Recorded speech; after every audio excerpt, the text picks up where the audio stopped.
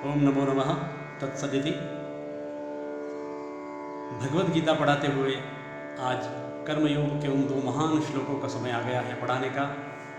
प्यारे छात्रों, कोरोना संक्रमण काल के इस विषम समय में जब राज्य सरकार का आदेश है कि ई कंटेंट के माध्यम से छात्रों को यूट्यूब वीडियो के माध्यम से यह पाठ्यक्रम उनको उपलब्ध कराया जाए, तो आज का यह वीडियो विशेष रूप से मैं उन सभी छात्रों के लिए जो घर पढ़ाई कर रहे हैं, घर पर रहकर, उनके लिए बहुत उपादेय होगा। आप ध्यान से सुने, पढ़ें, समझें। पूरे विश्व में भगवद गीता का महात्म्य कोई नवीन विषय नहीं है, किंतु उन दो श्लोकों की ऐसी व्याख्याएं जो हृदय में उतर जाएं, प्रयास किया है विभिन्न भाष्यों के माध्यम से इकट्ठा करने का। आइए सर्वप्रथम उसका हम पारायण करें, पाठ करें, आदर्श वाचन करें। वो दो श्लोक ये रहे। पहला श्लोक है कर्मण्येवाधिकारस्ते मा फलेषु कदाचन। सांख्य योग नामक द्वितीयोऽध्यायस्य 47 श्लोकः अयम्। कर्मण्येवाधिकारस्ते मा फलेषु कदाचन मा कर्मफल हेतुर्भुर्मा ते संगोऽस्तु कर्मणि। ठीक, इस श्लोक को पदच्छेद से पढ़ते हैं। कर्मण्येव अधिकारः ते मा फलेषु कदाचन मा कर्मफल हेतुः भुः मा ते संगः अस्तु अकर्मणि। इस श्लोक का व्याख्यान करें, अन्वय करें। सर्वप्रथम श्री कृष्ण कहते हैं कि ते अधिकारः कर्मणि एव फलेषु कदाचन मा कर्मफल हेतुः भुः ते संगः अकर्मणि मा अस्तु। अनुष्टुप छंद है, 4 बातें हैं श्लोक में। विश्व प्रसिद्ध निष्काम कर्म का यह श्लोक है। पहली पंक्ति में श्री कृष्ण का सीधा अर्जुन को कहना है कि ते अधिकारः कर्मणि एव, कि तुम्हारा अधिकार कर्म करने में है, कर्म करने में तुम्हारा अधिकार है। मनुष्य का अधिकार कर्म करने में है, लेकिन फलेषु कदाचन मा, फल में उसका अधिकार नहीं है। तुम फल के अधिकारी नहीं हो कि इतना फल मिलेगा, इस समय मिलेगा, लेकर रहूँगा। इसके लिए व्यक्ति को प्रयत्नशील नहीं रहना चाहिए, उसको कर्म में प्रयत्नशील रहना चाहिए। तुम्हारा अधिकार कर्म में है, कर्म फल में नहीं। आगे माँ कर्मफल हेतु भुः, माँ का तात्पर्य यहाँ नहीं, निषेध से है, ध्यान रहे। माँ नहीं, कर्मफल हेतु, तुम कर्मफल के कारण मत बनो। हेतु मने कारण, भू मने बनो, माँ भू मत बनो। हे अर्जुन, कर्मफल के कारण, कर्मफल के हेतु, अपने आप को कर्मफल का हेतु मत समझो, अर्थात उसका कर्मफल का हेतु मन में धारण करने योग्य नहीं है। और चौथी बात है ते संगः अकर्मणि मा अस्तु। हे अर्जुन, तुम्हारी आसक्ति, संगः तुम्हारी चित्तवृत्ति, तुम्हारी आसक्ति अकर्म में नहीं हो, अर्थात कर्म नहीं करने में भी तुम्हारी आसक्ति नहीं होनी चाहिए। इस प्रकार ये 4 बातें हैं इस श्लोक की। चारों का हम विशेष रूप से आख्यान करेंगे आज के इस कालांश में। सर्वप्रथम इसका सीधा अर्थ बता दिया। अब हम इसके भावार्थ की तरफ बढ़ते हैं, हिंदी भावार्थ। इसका बहुत गूढ़ अर्थ है प्यारे छात्रों। मुझे गीता पर एक पुस्तक लिखने का पिछले साल सौभाग्य मिला, तो विभिन्न भाष्यों को पढ़ने का अवसर मिला। उनमें आचरण धर्म के विषय में गीता के महान भाष्यों की जब बात हुई, तो मुझे लगभग 10-15 भाष्य उपलब्ध हुए। उनमें मुझे सर्वश्रेष्ठ अपने राजस्थान के जयपुर के पंडित दयानंद जी भार्गव का विपुल भाष्य सर्वश्रेष्ठ लगा आचरण के विषय में। हालांकि पंडित सातवलेकर जी का भी भाष्य बहुत उत्कृष्ट है आचरण धर्म के विषय में। गीता पर जो कार्य हुआ है, उस कार्य को गिनाने में पंडित सातवलेकर का कोई मुकाबला नहीं है। परंतु कर्म के इस श्लोक में मुझे पंडित भार्गव साहब का, डॉक्टर दयानंद भार्गव जी का विपुल भाष्य, उन्होंने अकर्म की व्याख्या की है। देखिए श्लोक में जो तीसरी पंक्ति है, माँ कर्म फल हेतुर्भु और उसके बाद कहा है कि ते संगः अस्तु अकर्मणि। अब जो अंतिम शब्द है अकर्मणि, कि तुम्हारा अकर्म में तुम्हारी आसक्ति नहीं होनी चाहिए। तीसरी शिक्षा है कि कर्म फल का हेतु मन में मत करो, फल के गुलाम मत हो जाओ, फल को दिमाग में मत रखो। फल को दिमाग में रखकर कर्म करने की बात यहाँ कही गई, तो उस फल को दिमाग में नहीं रखना, गुलाम नहीं होना, अकर्म की बात आती है। चौथे पद में अकर्म, अर्थात अकर्म क्या है? आइए अकर्म की बात करें तो कर्म नहीं करना अकर्म है। अकर्म से क्या तात्पर्य है? उस अकर्म की जब व्याख्या करते हैं, अर्थात कोई व्यक्ति ये कह सकता है कि जब इतनी बात आ रही है कि हमको कर्म ही नहीं करना चाहिए, तो हम तो ठाले बैठे हैं, कर्म ही नहीं करना है। कर्म तो करना ही पड़ेगा, कर्म किए बिना मुक्ति है ही नहीं। बात कही जा रही है कि कर्म करना में तो अधिकार है ही, लेकिन फलों में तुम अपना अधिकार मत समझो, उस फल के तुम हेतु भी मत समझो, अपने आप को कारण मत समझो, मैंने किया इसलिए मिला। कर्तृत्व भाव भुला दो, उसको कर्तृत्व भाव नहीं होना चाहिए व्यक्ति में। तो अकर्म की व्याख्या करते हुए उन्होंने पंडित दयानंद जी भार्गव ने बहुत अच्छी व्याख्या करी है उसकी। अकर्म की बात करते हैं तो हमें पता चलता है कि वो बताते हैं कि कुल मिलाकर के 6 अकर्म हैं। वो 6 अकर्म कौन से हैं उन्होंने उसकी व्याख्या करते हुए बताया है। मैं आपको उसका संक्षेप में बता देता हूँ कि देखिए, जब अकर्म की बात आती है तो आदि शंकराचार्य जैसे बहुत उत्कृष्ट व्यक्ति हैं, उन्हें भी ये बोध है कि जीवन में जीने के लिए कर्म आवश्यक है। सन्यासी भी उस कर्म से दूर नहीं हो सकता है, सन्यासी के लिए भी अकर्म इष्ट नहीं है। हमें पता है कि वो सन्यासी होते हुए भी अपनी माता के देहावसान होने पर केरल गए, उस कालड़ी गांव में किसी ने साथ नहीं दिया, लेकिन उन्होंने अपनी माता का अंत्येष्टि कार्य किया। हम जानते हैं कि सन्यासी मुखाग्नि नहीं दे सकता है, शंकराचार्य जैसे निवृत्त मार्गी सन्यासी ने ये काम किया। तो अकर्म किसी के लिए इष्ट नहीं है। वो अकर्म बताते हैं, दयानंद जी 6 प्रकार के अकर्म बताते हैं। उनमें सबसे पहला अकर्म कौन सा है? आइए सर्वप्रथम उसकी ज्ञात करें, आलस्य। सबसे पहला अकर्म है आलस्य। आलस्य ही शरीराणाम मनुष्याणाम शरीरस्थो महारिपुः, सबसे बड़ा नरपट नलायक अगर कोई दुश्मन है तो वो है शरीर में स्थित आलस, प्रमाद। आलस नहीं करना, आलस छोड़ना, पहला अकर्म। दूसरा अकर्म है निरर्थक कर्म करना, सार्थक कर्म करना चाहिए, सार्थक सकारात्मक। निरर्थक कार्य में समय जा रहा है, ये भी अकर्म है, ये नहीं करना है। आसक्तिपूर्वक कर्म करना तीसरा अकर्म है। स्वार्थवश, स्वार्थ भोग लिप्सा के कारण कर्म करना, ये अकर्म का तीसरा रूप है जो नहीं करना है। शास्त्र विरुद्ध कर्म करना, ये चौथा अकर्म है। शास्त्र मना कर रहे हैं, शास्त्रों में कहा गया है कि काम्य और निषिद्ध कर्मों का परित्याग करना है। यदि हम यहाँ बात करें कि अकर्म का चौथा रूप कौन सा है? शास्त्र विरुद्ध कर्म। शास्त्र विरुद्ध, शास्त्र क्या कहते हैं? शास्त्र कौन से कर्म करने की बात करते हैं? हम यहाँ पर बहुत शास्त्र हैं, अनंत पारम किल शब्द शास्त्रम स्वल्पश्च आयु बहुविघ्नताश्च। शास्त्र कितने हजारों शास्त्र हैं, लेकिन हम वेदांत शास्त्रों की बात करें, वेदांत ग्रंथों की बात करें तो फिर बात आती है वेदांत सार की।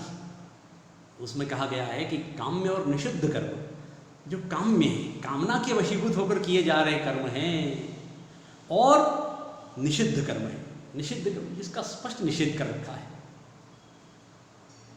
कि ये काम नहीं करने हैं, इनका परित्याग करते हुए, इनका त्याग करते हुए, काम्य और निषिद्ध कर्मों का त्याग करते हुए कौन कौन से कर्म करने चाहिए? व्यक्ति को 4 कर्म करने ही हैं।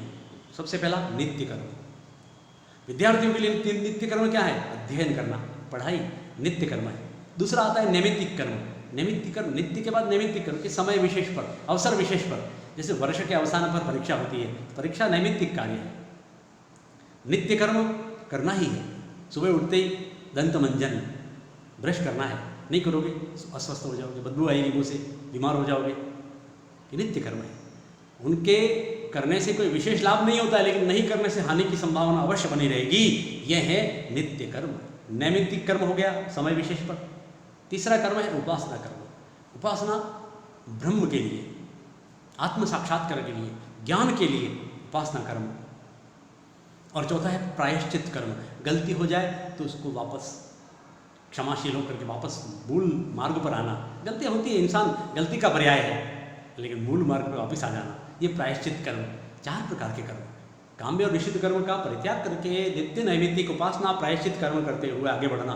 तो कर्म की बात आई तो शास्त्र विरुद्ध कर्मों की बात आई थी। शास्त्र विरुद्ध कर्म नहीं करना, ये चौथा अकर्म है। और 5वां अकर्म है शास्त्र विरुद्ध शास्त्रों में बताए गए कर्म को न करके अपने मन मर्जी से काम करना, शास्त्रोक्त कर्मों को छोड़ बैठना, ये भी 5वां अकर्म है। शास्त्र कह रहे हैं कि ये काम करना है और नहीं को भुला देना, विस्मृत कर देना, ये 5वां अकर्म। और 6ठा अकर्म है सबसे संपर्क काट के अपनी दुनिया में मस्त रहना। तो कहावत पड़ गई ना, मस्त रहो मस्ती में आग लगे बस्ती में। अरे क्यों आग लगे बस्ती में? मानव जीवन है, पशु जीवन थोड़ा है। तो सबसे संपर्क नहीं काटना, समाज में है सबसे संवाद बनाए रखना सुशीलता से। तो गुलाब होकर महक तुझे जमाना जाने, ये भाव है। ये 6 अकर्म है, इनका परित्याग करके 6 अकर्म में आसक्ति नहीं होनी चाहिए। तो कुल मिलाकर के इस श्लोक में 4 बातें आई। अब हम बताते हैं कि भगवान आदि शंकराचार्य भी यदि निवृत्त मार्गी होकर इनसे मुक्त नहीं हुए तो आम व्यक्ति की क्या बात है, हमें कर्म करना ही चाहिए। इस प्रकार ये श्लोक बहुत सुंदर, बहुत उपादेय है। व्यक्ति को निष्काम कर्म की ओर प्रवृत्त होना चाहिए। हालांकि बिल्कुल निष्काम भाव से तो किसी कर्म में प्रवृत्ति होती ही नहीं, क्योंकि मनुस्मृति में कहा गया है कि अकामस्य क्रिया काचित दृश्यते नेह करहि अरिचित, कि बिना कामना के कहीं भी कोई व्यक्ति किसी कर्म में प्रवृत्त होता है। बताइए कहीं हुआ है क्या? कोई बात नहीं। अभी हमने कल कहा था कि इस मार्ग में, इस बुद्धि योग में अभिक्रम का नाश नहीं होता है और प्रत्यवाय भी नहीं होता है। नेहा विक्रम नाशोस्ति प्रत्यवायो न विद्यते स्वल्पमपि अस्य धर्मस्य त्रायते महतो भयात्। ठीक है ना? थोड़ा सा भी अनुष्ठान बड़ी बड़ी तकलीफें दूर कर देता है, बड़ी बड़ी समस्याओं का निपटारा कर देता है। इस कर्मयोग का थोड़ा सा भी अनुष्ठान, अरे आप काम में लगो तो सही, फल को दृष्टि में रख करके कर्म मत लगो, ये भाव है इस श्लोक का। अस्य श्लोकस्य संस्कृत व्याख्या अपि आवश्यकी अस्ति। वयं पश्यामः अत्र किं कथयति भगवान् श्री कृष्णः अर्जुनम् अत्र अस्ति संस्कृत व्याख्या।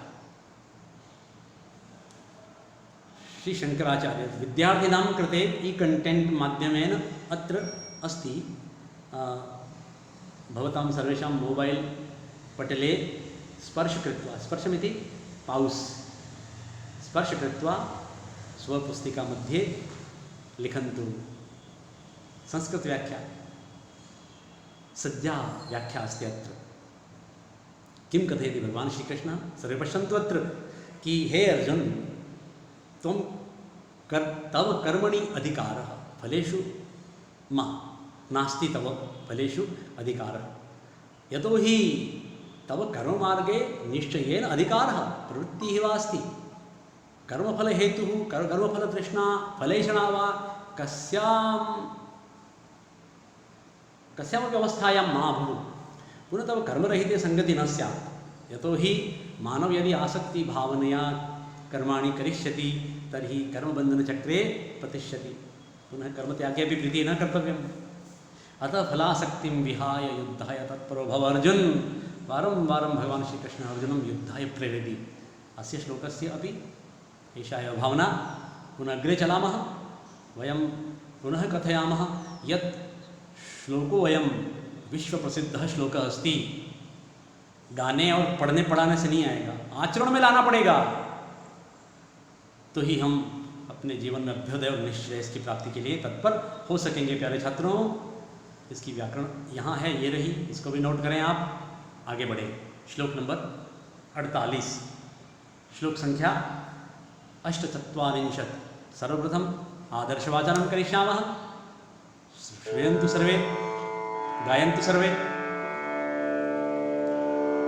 योगस्थः कुरु कर्माणि संगं त्यक्त्वा धनंजय, सिद्ध्यसिद्धयोः समो भूत्वा समत्वं योग उच्यते। एक बार फिर से मेरे साथ बोले सभी। योगस्थः कुरु कर्माणि संगं त्यक्त्वा धनंजय, सिद्ध्यसिद्धयोः समो भूत्वा समत्वं योग उच्यते। ये भी उतना ही प्रसिद्ध है जितना 47वां श्लोक है। पहले इसका पदच्छेद अन्वय करें। योगस्थः कुरु कर्माणि, कर्माणि कुरु, कर्म करो अर्जुन, कर्म करो, परंतु कैसे? संगम त्यक्त्वा योगस्थः भूत्वा, योग में स्थित होकर के, संगम त्यक्त्वा, संग को छोड़ करके, संग यानी आसक्ति, दिन रात विषय चिंतन में लगा हुआ, बस जो एक पिक्चर बन गई उसी के बारे में सोचते रहते हैं। अगर वो सत्य है, अगर वो उचित है, विधिपूर्वक है, तो कोई समस्या नहीं है, किंतु उसमें मोह माया का भाव चिपका हुआ है, रज और तम भाव है, सत्व भाव नहीं है, तो फिर वो बेड़ा पार नहीं करेगा, बंटा ढाल कर देगा। भगवान क्या करें? संगम त्यक्त्वा, आसक्ति छोड़ करके, फल की आसक्ति छोड़ करके कर्म करो। योगस्थः कुरु कर्मणि, योग में स्थित होकर कर्म करो। आगे बात बताएंगे योगस्थः की क्या भाषा है, परिभाषा है। सिद्धि असिद्ध योग, यहाँ से एण संधि टूटेगी। देखिए, सिद्धि असिद्धि, सफलता असफलता, सुख और दुख में समान होकर के कर्म करो अर्जुन, क्योंकि अंतिम इसमें जो चतुर्थ पद है वह सुक्ति है, समत्वम योग उच्यते, क्योंकि समत्व ही योग कहा जाता है, समत्व ही योग है। समत्व योग का तात्पर्य क्या हुआ? समता का नाम ही योग है। सुख दुख, हानि लाभ, जय पराजय, उत्थान पतन, लाभ हानि, इन सब में समान रहना, सुख आने पर हर्षाना ही नहीं, दुख आने पर घबराना नहीं, ये जो समता है, इसी समत्व को योग कहते हैं, इसलिए ये सुक्ति है, समत्वम योग उच्यते। अब आगे बात करते हैं, कर्म करने के लिए भगवान श्री कृष्ण ने 3 बातें कही हैं अर्जुन को। पहली, सबसे पहले योगस्थः, योग में स्थित होकर कर्म करो अर्जुन। योग में स्थित का तात्पर्य यहाँ क्या हुआ? पहले अन्वय कर लें इसका। संगम त्यक्त्वा, पहले श्री कृष्ण आसक्ति को छोड़ करके कर्म करने की बात कर रहे हैं। कर्म करना है सब, लेकिन कर्म करने के लिए सर्वप्रथम आसक्ति को छोड़ना पड़ेगा पहले। योग में स्थित की बात बाद में करेंगे हम। फिर सिद्धि असिद्धि में समान होना, आसक्ति छूटेगी तो ही हम सही प्रकार से बुद्धि योग में, निष्काम कर्म योग में प्रवृत्त हो पाएंगे। दिमाग में फल कोई ध्यान रखकर कर्म करने से उसका वांछित फल नहीं मिलेगा। सिद्धि और सिद्धि में समान होकर के, और तीसरे में कहा है कि योगस्थ, योग में स्थित होकर के कर्म करना। अब ये योग में स्थित होकर कर्म की बात करें, ये कौन सा योग? फिर वही बात, हम अष्टांग योग ले आए, बिल्कुल लाना पड़ेगा। योग में स्थित का तात्पर्य होता है कि मनुष्य भ्रांत बुद्धि से कर्म करता है। जो भी कर्म किया जाता है विश्व में, महर्षि अरविंद का जो विज्ञान भाष्य है वो बहुत प्रामाणिक है, पूरे विश्व में उसकी प्रशंसा हुई है, श्लाघा हुई है। मनुष्य, जो कोई भी मनुष्य भ्रांत बुद्धि से उसके द्वारा जो कर्म किए जाते हैं, इसलिए उसमें आशा, भय, क्रोध, शोक, क्षणिक हर्ष, ये सब उसका अनुभव होता है। अन्यथा यदि इस भ्रांत बुद्धि से कर्म नहीं हो तो फिर क्या होता है? बहुत ही शांति, मुक्ति के साथ कर्म किए जा सकते हैं, लेकिन ये प्रवृत्ति बहुत कम लोगों में होती है, ये प्रवृत्ति हर किसी में नहीं होती है। तो उन्होंने योग में स्थित होकर के कर्म करने के लिए कहा है। योग कर्मसु कौशलम, एक शक्ति और भी है, क्योंकि कर्मों में कुशलता का नाम ही योग है। यहाँ एक और शक्ति आई है, समत्वम योग उच्यते। भगवान श्री कृष्ण ने इस श्लोक में, इस श्लोक के माध्यम से 3 बातें बताई हैं। तीनों का आशय यदि हम निकालें तो आचरण धर्म का ये महान श्लोक है पूरे विश्व के लिए। कैसे? चरित्र शुद्धि को प्राथमिकता दी गई है श्लोक में। यदि हमारा कैरेक्टर सही है तो सब कुछ सही है, लेकिन चरित्र यदि खराब है, चरित्र सही नहीं है, क्योंकि चरित्र आत्मोन्नति का सर्व प्रमुख, सर्व पवित्र साधन है, बहुत पवित्र साधन है। गृहस्थ धर्म बहुत अच्छा है, गृहस्थ में रह करके संयम पूर्वक जीवन का हम निर्वहन करें, नियमों का, ब्रह्मचर्य, गृहस्थ, वानप्रस्थ और फिर अंत में संन्यास आता है। इसके लिए, इस परमार्थ साधन के लिए भस्म पोत कर सन्यासी बनने की कोई आवश्यकता नहीं है। भस्म पोतना जरूरी नहीं है, संसार को छोड़ना जरूरी नहीं है। इस जीते हुए गृहस्थ धर्म में रह करके शास्त्र सम्मत, समाज सम्मत, शुद्ध पवित्र आचरण के द्वारा जीवन बहुत अच्छे तरीके से गुजारा जा सकता है। तो ये आचरण धर्म की परिधि में आने वाला श्लोक है, योगस्थः कुरु कर्माणि संगम त्यक्त्वा धनंजय। आज के 2 श्लोक हैं, मैंने पढ़ाए हैं, फिर कभी इसकी चर्चा करेंगे। ओम नमो नमः। तावत् अत्र